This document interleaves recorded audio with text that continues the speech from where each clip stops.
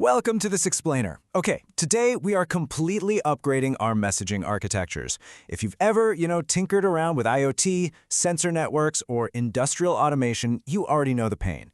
Getting data reliably from a remote sensor all the way to a central database is surprisingly difficult, and it's incredibly frustrating when it inevitably fails. But today, we're going to look at a truly fascinating solution, MonsterMQ. We are going to explore exactly how its Edge variant can take a simple home setup and transform it into a robust, industrial-grade data pipeline. It's a pretty provocative question, isn't it? What actually happens when you treat your home automation like a multi-million-dollar factory? Because usually, there's just this massive gap between the software running on a hobbyist Raspberry Pi and the software coordinating, say, a global automotive plant. But what if there wasn't? What if you could literally take the exact same enterprise reliability, the same zero data loss architecture, and deploy it right there in your living room or garage? Well, that's exactly the journey we're going on today. Section 1. Upgrading your home edge. Okay, let's dive right into this. For years, the default choice for local edge messaging has been Eclipse Mosquitto.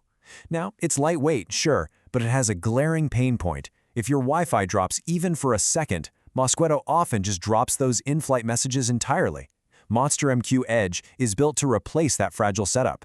It's a native Go application, compiled into a single, static binary of just about 25 megabytes with 0 CGO, and crucially, it features built-in SQLite storage. So this isn't just a basic router anymore, it's a fully persistent database for your messages, sitting right there on your Edge device. To really ground this and make it concrete, just picture a standard Raspberry Pi 4 or 5, something you might actually already have sitting in a drawer somewhere. You wire it up to your home power meters to read your energy consumption, and you connect it to your Bluetooth photovoltaic converters to monitor your solar panel output. Your Pi is now the literal edge of your network, capturing all that critical energy data locally before it ever even tries to hit the wider internet.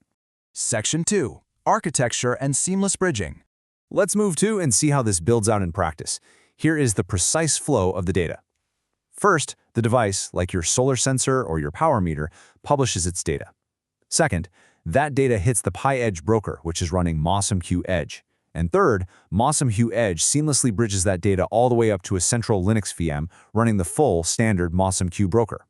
It's a really clean, hierarchical architecture. The Edge devices, they don't even need to know how to reach the cloud. They just talk directly to the local Pi. Now, here is where the absolute magic happens. Store and forward.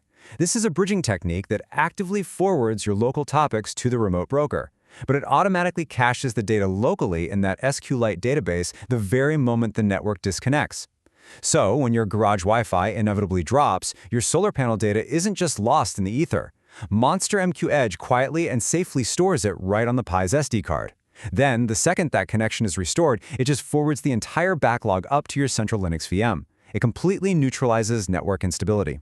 And this brings us to a major aha moment for developers: buffering at quality of service 0. Normally, to guarantee a message isn't lost, sensors have to use QoS 1 or 2, which forces them to handle all these heavy acknowledgments and retries.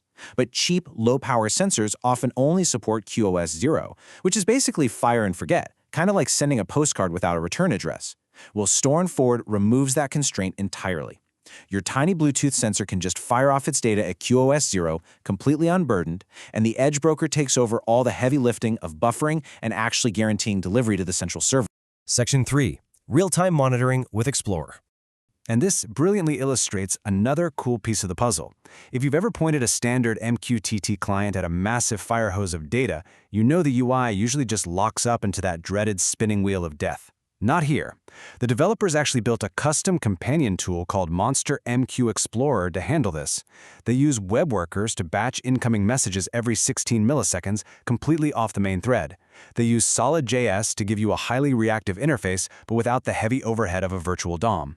And they use virtual scrolling to render thousands of topic nodes completely effortlessly. The result? You can watch your data stream in real time at thousands of messages per second, and the interface remains totally buttersmooth. Section 4. Scaling to factory automation. Now, what's really interesting about this mapping is how directly our relatable everyday home setup translates to massive multi-million-dollar factory architectures. Think about it. Your home power meter? Out on the factory floor, that translates to direct PLC access using Apache PLC 4X to talk to heavy-duty Siemens S7 or Modbus controllers. Your little Raspberry Pi Edge? That scales straight up to integrations with massive enterprise SCADA systems like Siemens WinC Unified and WinC Open Architecture. And that local SQLite storage seamlessly upgrades to Postgre or MongoDB multi-database backends right at the center. It is the exact same architectural pattern, just scaled up for insane industrial volume. Let's look a bit closer at the specific enterprise-grade features MonsterMQ natively supports to make that kind of scale happen. For legacy and really heavy-duty environments, it allows high-performance bulk data transfer from Siemens WinC COA using a specialized function called DP Query Connect Single, which pulls millions of data points without any of the usual per-message overhead.